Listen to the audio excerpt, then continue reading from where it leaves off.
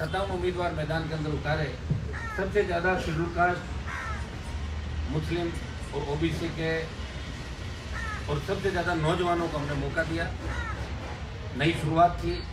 हमने पहले भी कहा था कि सत्ता प्राप्ति हमारा लक्ष्य नहीं है, हम मुद्दों पर आधारित राजनीति कर रहे हैं और निश्चित रूप से हमारी बड़ी जीत हुई। 3 सीट हम जीते और 25-30 से ज़्यादा जगहों पे सम्मानजनक वोट लिए। और भारतीय जनता पार्टी का दिमाग तो ठीक किया ही किया, लेकिन कांग्रेस को भी वेंटिलेटर पर लाने की अगर भूमिका किसी ने राजस्थान में निभाई तो आरएलपी के उन तमाम कार्यकर्ताओं ने जो शोषित पीड़ित तबके के थे, उन्होंने 150 विद्यार्थी कांग्रेस को 99 पे अटका दिया। और पहली बार 25-30-40 साल बाद पहली बार 27 विधायक अन्य दलों से जीत के राजस्थान की विधानसभा के अंदर अलग अलग जगहों से जीत के आए। और अब हम जिन मुद्दों को लेकर हमने हुंकार भरी थी, कर्ज माफी की घोषणा दिल्ली की सरकार ने भी कुछ की, 8,000 रुपये किसानों के सीधे खाते में आएंगे, 3 किस्त के अंदर आएंगे। लेकिन ये एक तरीके से किसानों के स्वाभिमान पे चोट दिल्ली की सरकार ने करी। कांग्रेस ने 2 लाख रुपए कर्ज माफी की बात करी सत्ता के अंदर आने के बाद। बेरोजगारी भत्ते को लेकर कांग्रेस पार्टी निकली थी, पहली बार बेरोजगारी भत्ता अगर याद दिलाया तो आरएलपी के कार्यकर्ताओं ने, आरएलपी की फौज ने कांग्रेस बीजेपी को बेरोजगारी भत्ता याद दिला दिया कि उन्होंने घोषणा पत्र के अंदर 5,000 और 3,500 रुपये बेरोजगारी भत्ते की बात करी। लेकिन बेरोजगारी भत्ता अभी भी राजस्थान में लागू नहीं हुआ। और 2 लाख रुपए का जो कर्जा माफ किया, पहले वसुंधरा सरकार ने 50,000 किसानों को कर्जा माफ किया और कांग्रेस ने जो 2 लाख का कर्ज माफ किया उसमें डिफॉल्टर को लेके अगर सारा देखा जाए तो कोई बहुत बड़ा फायदा राजस्थान के किसानों का नहीं हुआ। अब लोकसभा के चुनाव, देश के अंदर आम चुनाव है, पूरा देश इन चुनाव के ऊपर नजर लगाए बैठा है। राजस्थान का नौजवान भी लंबे अरसे से ये उम्मीद जगाए बैठा कि आखिर कब तक कांग्रेस और बीजेपी, एक बार कांग्रेस एक बार भाजपा, एक बार कांग्रेस एक बार भाजपा। हो सकता है कि हम जिस लक्ष्य की प्राप्ति को लेकर निकले वो पूरा नहीं हुआ होगा, लेकिन बहुत बड़ी शुरुआत हम लोगों ने की। और ये जो लोकसभा का चुनाव है इसके अंदर यही मुद्दे हमारे रहेंगे। संपूर्ण किसानों का कर्जा माफ हो, पूरे देश के अंदर जो बेरोजगारी की समस्या, बहुत बड़े तरीके से बेरोजगारी की समस्या, जिसमें राजस्थान नहीं ऐसे हर प्रांत जहाँ नौजवान आत्महत्याएं कर रहा है, किसान तकलीफ के अंदर है, कर्ज के बोझ पे चले किसान आत्महत्या कर रहा है, कानून का राज नहीं है, पार्टियां सत्ता के अंदर आके सत्ता का सुख भोग के किस तरह दोबारा सत्ता के अंदर आए, इसी काम में लगी। न तो देश की किसी को चिंता है और न प्रदेश की चिंता है, सबको सत्ता के अंदर आने की चिंता है। हम 25 लोकसभा की जो सीटें राजस्थान के अंदर, उसमें आरएलपी, अन्य जो भी हमारे सहयोगी दल है जिनके साथ हमने पहले भी प्रयास किया था, विधानसभा के चुनाव के अंदर भी बीएसपी और अन्य दलों से मिलकर गठजोड़ किया जाए, लेकिन किन्हीं कारणों से पूरा गठबंधन हमारा नहीं हुआ। इनके प्रमुख नेताओं से हमारी बात चल रही है। प्रदेश के अंदर 25 सीटों पे आरएलपी, आदिवासियों की जो नई पार्टी 2 सीट लेकर आई, बीटीपी, कम्युनिस्ट पार्टी, बीएसपी, अन्य दलों से भी हमारी महत्वपूर्ण दौर की बात हो गई है। और हम 25 सीटों पे गठबंधन के माध्यम से राजस्थान के अंदर चुनाव के अंदर उतरेंगे। हमारा लक्ष्य वही संपूर्ण कर्ज माफी, बिजली, बेरोजगारी भत्ता, नौकरियां के जो 4 लाख राजस्थान के अंदर खाली पद है, वो 4 लाख खाली पद राजस्थान के अंदर सरकार भरे। और इससे बड़ी अचंभे की क्या बात होगी कि चुनाव के दौरान आपके अभी जो वर्तमान मुख्यमंत्री गए थे, जगह जगह कहा कि संविदा कर्मियों को हम 100 दिन के अंदर नियमित कर देंगे। 100 दिन का तो आपका निकल गया। और दुर्भाग्य इस बात का है कि 23 जनवरी को जो सदन चल रहा था और राज्यपाल के अभिभाषण पर जवाब देते हुए मुख्यमंत्री ने कहा कि जितने भी टोकन किसानों को मूंग के जारी किए वो सब मूंग हम खरीदेंगे, चाहे दिल्ली पैसा दे या नहीं दे। और मुख्यमंत्री की सदन में की हुई घोषणा अगर गलत साबित हो जाए तो हम किस पर भरोसा करें? ये राजस्थान का किसान किस ओर जाएगा जो अपना मूंग लेके 15 दिन तो मंडी के चक्कर लगाता रहा, वहाँ पर ट्रैक्टर तो टोली लेके खड़ा था और बाद में मूंग को सस्ते में उन्हें बिचौलियों को माध्यम से सस्ती दरों को बेचना पड़ा। ये हालात इस राजस्थान के कि मुख्यमंत्री की सदन की घोषणा भी बिल्कुल वैसे हो गई, झूठी साबित हुई। और जब हमने पूछा कि इसका कारण क्या था कि दिल्ली वालों ने पैसा नहीं दिया, जब आपको पता था कि दिल्ली वाले पैसा नहीं दे रहे हैं तो आपने घोषणा क्यों की? और अगर घोषणा की तो किसी न किसी तरीके से आपको किसान का मूंग खरीदना चाहिए। दुर्भाग्य इस बात का है इस प्रदेश के अंदर दोनों दलों को पता है कि हम दादागिरी जम के करेंगे, कोई धनी चोरी नहीं। एक बार अब वसुंधरा ठंडे बस्ते के अंदर थोड़े दिनों बाद वापिस आ जाएगी, जो जो नजदीक आएगा तो भाई मेरे बिना तो काम नहीं चलेगा। वही वसुंधरा वही गहलोत 20 साल के सभी गठजोड़ देख रहे हैं। हमने इस गठजोड़ को तोड़ने का प्रयास भी किया, कोशिश भी की और काफी हद तक हम कामयाब भी हुए। लेकिन अब इस लोकसभा चुनाव के अंदर हमारा मुख्य एजेंडा जिन मुद्दों को लेकर हमने हुंकार भरी थी, वो मुद्दे प्रमुखता से युवाओं को रोजगार मिले, कानून का राज राजस्थान उस देश के अंदर स्थापित हो। कितना बड़ा दुर्भाग्य है कि नरेंद्र मोदी प्रधानमंत्री बने, तभी लग रहा था कि आतंकवाद खत्म हो जाएगा, लेकिन सबसे ज्यादा साजिश अगर कहीं पे हुई तो 5 साल के अंदर सीमा पे चाहे नक्सली हरकतें देश के अंदर हो, चाहे सीमा पे हो, चाहे पुलवामा का भी देख लें, उससे पहले उड़ी का, जहाँ भी हमले हुए हमारे हजारों किसान के पेटों में साजिश दी। हुआ क्या उसके बदले में? सर्जिकल स्ट्राइक जरूर हुई है, सेना ने करी है, लेकिन जो उम्मीद देश करके बैठा था कि पाकिस्तान को फोड़ना है और पाकिस्तान पे बमबारी करनी है, पाकिस्तान को ठोकना है, वो तो नहीं कर पाया नरेंद्र मोदी।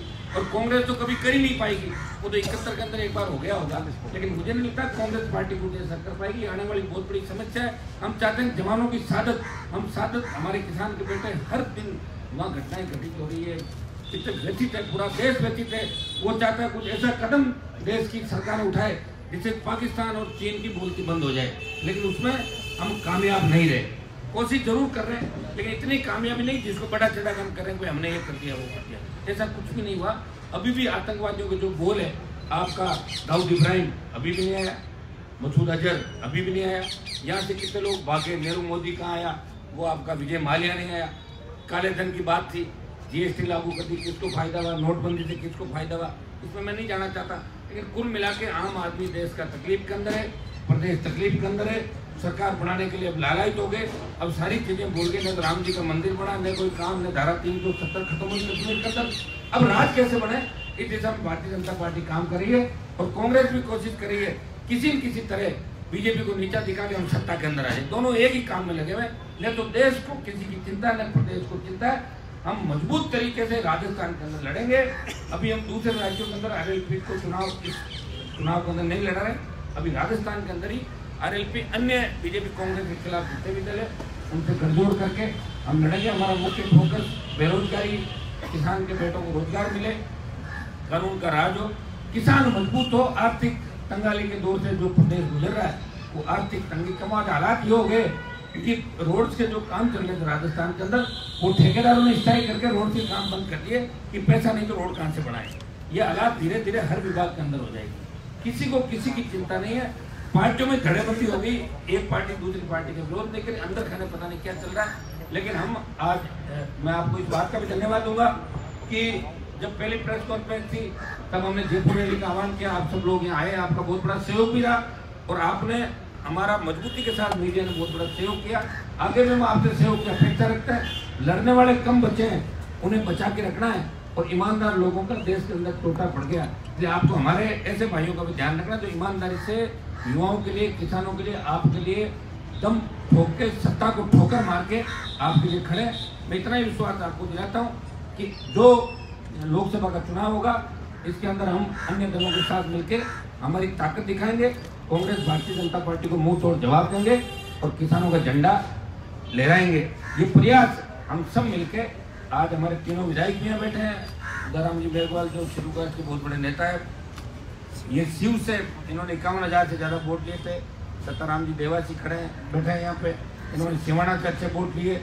ये भोपालगढ़ के विधायक पुखराज जी और इंदिरा जी हमारी मेड़ता से 3 हम विधायक जीते थे। और यहाँ करीब 10 लोग ऐसे भी खड़े हैं, 15 लोग जिन्होंने 20,000 से लगे 50,000। अनिल बारूपाल जी खड़े हैं, उमेदराम जी खड़े हैं, छुट्टन यादव जिन्होंने 50,000 तक के वोट लिए, मनसुख गुजर। तो हमने प्रयास किया, पहली बार किसी व्यक्ति ने इन दोनों ताकतों के खिलाफ लड़ाई लड़के राजस्थान के अंदर व्यवस्था परिवर्तन का बिगुल बजाया। व्यवस्था परिवर्तन तो तय है, इसे कोई रोक नहीं सकता, क्योंकि हनुमान बेनीवाल जो कहता है वो करता है। मैं टूट सकता हूँ, झुक नहीं सकता। मैं राजस्थान के मान सम्मान को ठेस नहीं लगने दूंगा। सबको साथ रह के जो हमारे ज्वलंत मुद्दे हैं उन पर हम लड़ाई लड़ेंगे। हम सेना को भी सर्जिकल स्ट्राइक की बधाई देते हैं, इन्होंने एक बार पाकिस्तान को मुंह तोड़ जवाब दिया। लेकिन हम चाहते हैं कि बावलपुर के अंदर जो देश का मुख्य अड्डा है, अगर प्रधानमंत्री के अंदर दम है तो हम अटैक करें और मुख्य अड्डे को धराशायी कर दें, तब ये देश मानेगा कि कुछ दम है। अब यार आप चुनाव के टाइम ऐसा काम करो, सारी दुनिया जानती क्या है क्या नहीं है। किसी का हाथ में भी सत्ता है। हमारी पार्टी तो दिल्ली में सत्ता के अंदर आने से रहे, क्योंकि हम तो राजस्थान के अंदर चुनाव लड़ रहे हैं। लेकिन जो भी आए कम से कम देश जैसे हाथों में रहना चाहिए जहाँ सुरक्षित रहे, ये हम उम्मीद करते हैं। हम मजबूती से इस प्रदेश के अंदर 25 लोकसभा सीटों में गठबंधन के माध्यम से चुनाव लड़ेंगे और आपके सहयोग, आपका सहयोग हमें अपेक्षित है, हम आपका सहयोग करते हैं। आप सभी यहाँ पधारे, आपको बहुत बहुत धन्यवाद। हनुमान जी, आप चुनाव लड़ने जा रहे हैं नागौर से या अन्य सीटों से? आप पिछली बार भी चुनाव लड़े थे। देखिए, मैंने पिछली बार भी कहा था कि मैं 2 सीट से चुनाव नहीं लड़ूंगा, लड़ सकता हूं मैंने कहा, लेकिन लड़ा इसलिए नहीं, मैं किसी और नौजवान को मौका देना चाहता था। मैं लड़ता, फिर जीतता, फिर इस्तीफा देता, फिर चुनाव होते तो खर्च बढ़ जाता। इस बार भी कोई जरूरी नहीं मैं चुनाव लड़ूँ, लेकिन ये तय है कि नागौर से आरएलपी भी चुनाव लड़ेगी, पाली से लड़ेगी, बाड़मेर से लड़ेगी, यहाँ जहाँ जहाँ बैठे जोधपुर से लड़ेगी, तमाम जालौर से लेकर तमाम 25 सीटें वसुंधरा राजे के खिलाफ भी चुनाव लड़ेगी। 25 तमाम सीटों पे हम गठबंधन के माध्यम से लड़ेंगे। अन्य दलों से हमारी इस बार बातचीत चल रही है, बातचीत तो पिछली बार भी चली थी, लेकिन कुछ कारणों से बात पूरी नहीं हुई। कुछ वो जो शर्तें थी उन पर मामला हमारा बैठा नहीं, लेकिन हम इस बार 25 सीटों पे मजबूती के साथ चुनाव राजस्थान के अंदर लड़ेंगे। मैं लड़ूंगा कि नहीं लड़ूंगा, ये 2 दिन बाद जब हमारी कोर कमेटी बैठेगी निर्णय होगा, उसमें तय हो जाएगा मैं लड़ूंगा या नहीं कोई लड़ेगा, लेकिन लड़ेंगे जरूर चुनाव। हाँ हनुमान जी, मेरा सवाल ये है कि आप विधायक हैं, विधायिका के कार्यप्रणाली में ये कौन सी विधायिका आप निभा रहे हैं जो कि अपनी पार्टी को संचालित सरकारी दफ्तर से कर रहे हैं? ये आपको रहने के लिए दिया गया है, सरकार की समस्या सुनने के लिए, आप अपनी पार्टी को यहाँ से चला रहे हैं। ये कार्यालय थोड़ा ही पार्टी का, ये तो मेरा घर है, ये पार्टी का कार्यालय नहीं है, ये हनुमान बेनीवाल का निवास है। मुख्यमंत्री भी वहीं से चला रहा है, पूर्व मुख्यमंत्री 2 बंगला लेके वहाँ बैठी है। मैं तो सही हूँ अपनी जगह, मैं तो मेरे घर पे आपको आमंत्रित किया प्रेस कॉन्फ्रेंस करने के लिए, कोई भी कर सकता है, ये मैं ही नहीं कर रहा हूँ, सब लोग। आईपीएस पंकज चौधरी आपके उम्मीदवार होंगे?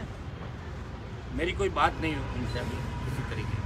अच्छा, बीटीपी जो पार्टी है उसके साथ बात चल रही है सबसे, बीटीपी, देखिए बीटीपी से भी बात चल रही है, बीएसपी से भी बात चल रही है, कम्युनिस्ट पार्टी से भी बात चल रही है। हम मिलकर गठबंधन के जरिए 25 सीटों पर इलेक्शन लड़े। पहले कहा जा रहा था कि कांग्रेस आपके काफी नजदीक है, लेकिन अब क्या? नजदीक तो दोनों ही है मेरे। अभी इधर ही राजेंद्र राठौड़ का बंगला है 8 नंबर, और इधर सचिन पायलट का है, ये नजदीक हो गए दोनों तरफ। बीजेपी कांग्रेस के साथ कोई टाई अप नहीं करेंगे? कभी नहीं। हनुमान जी, विधानसभा में तो कांग्रेस को सपोर्ट कर रहे हैं। अभी मैं कांग्रेस को सपोर्ट नहीं करूँ। अभी भारतीय जनता पार्टी जो माल लूटा है ना राजस्थान का, और वो माल लूट के वो पचाने में लगी, मैं उसका विरोध करूँगा। अभी पचाने देंगे आपको, अभी आप 6 महीने बाद देखना कि हम किधर होते हैं, कांग्रेस का विरोध भी करेंगे। जिन मुद्दों को लेकर हम निकले हैं उन मुद्दों पे हम कांग्रेस पार्टी का विरोध भी करेंगे, भारतीय जनता पार्टी का विरोध करेंगे, समय समय पर करेंगे। अब कब क्या करेंगे ये तो हमारा निर्णय हम खुद ही करेंगे। हनुमान जी, बातें पहले ऐसी आ रही थी आप बीजेपी से लड़ने वाले हो, ये अफवाह थी या कुछ ऐसा कुछ चल रहा था? आप समझे ही नहीं, बीजेपी से कहाँ से लड़ने वाला हूँ? जब मैं बराबर मैंने दल खड़ा कर लिया राजस्थान के अंदर, तो बीजेपी के लड़ने का सवाल ही नहीं। बीजेपी से कैसे लड़ूंगा मैं, आप बताओ। नहीं, ऐसी बातें उड़ रही थी। बातें तो कुछ भी उड़ती है, बातें भी उड़ रही थी। अशोक गहलोत मुझे सपोर्ट करते हैं, कोई कहता अमित शाह करते हैं, बातों से क्या होता है? बातें तो बातें होती है। हनुमान बेनीवाल पूरी मजबूती से लड़ाई लड़ी, आगे भी मजबूती से लड़ाई लड़े। बिना सपोर्ट के कौन कौन सी ऐसी सीटें हैं जिन पर आरएलपी तय है कि चुनाव लड़ेगी? सारी लड़ेंगे हम तो। बात हो जाएगी ना 2 दिन बाद बैठ के, कौन कहाँ लड़ेगा। जो सीटें आपने अपने लिए आइडेंटिफाइड कर रखी है कि लेकिन यहाँ हमारा आइडेंटिफाइड पूरा राजस्थान है। हमने तो राजस्थान में जहाँ 57 सीटें लड़ाई, उस 57 सीटों में करीब प्रदेश का ऐसा कोई डूंगरपुर मानसवाड़ा को छोड़ के कोई हिस्सा नहीं था जहाँ हमारा उम्मीदवार संभागों में नहीं लड़ा। तो सब जगह तय कर लेंगे सारी बात। अब ये तो देखो, अभी उसमें छोड़ो, आज ये ऐलान हो गया कि गठबंधन के माध्यम से 25 सीटों में लड़ेंगे और इन दोनों पार्टियों का दिमाग ठीक करेंगे राजस्थान। केंद्र में किसका समर्थन करेंगे? अभी पहले पहुंच रहे तो के अंदर दावे कर रहे हैं 2 सीटें भी 5 जो सीटें। अब ये तो बातें सुनो, ये तो भविष्य की बात है, कल क्या हो पता थोड़ी है। कल भारत पाकिस्तान युद्ध हो जाए, परमाणु बम फेंक दे इधर उधर, फिर कहाँ से करेगा?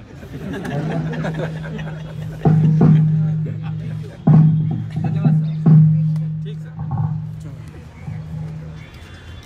आप खतरनाक सवाल पूछते हो।